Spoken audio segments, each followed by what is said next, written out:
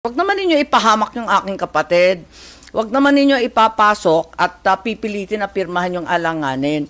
This is talaga naman a very, very bad budget. Talagang ito ay labag sa konstitusyon, labag sa ilang batas, at labag sa damdamin at pangangailangan ng tao. So, kinakailangan at humihingi nga ako na i-recommit na lamang sa BICAM. Alam ko na ang announcement kanina talagang hindi raw maaari ibalik sa BICAM. Nais ko lang ipaliwanag na pwedeng ibalik sa BICAM. Ang liwanag ng utos ng ating konstitusyon. Bakit nasa 900 billion lang yan samantalang yung DPWH nasa 1.1 plus trillion. Nakakakaba Kaya nananawagan ako, mas kabisado niya yung ating konstitusyon. Huwag naman ninyo ipahamak yung aking kapatid.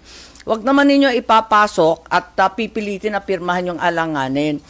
Ako rin ay nakikisuyo sa DBM na huwag tayo mauwi sa sistema ng FLR, yung mahiwagang for later release, na talagang palakasan at lahat ay lumuluhod sa DBM at sa mga bossing ng DBM para makakuha ng project.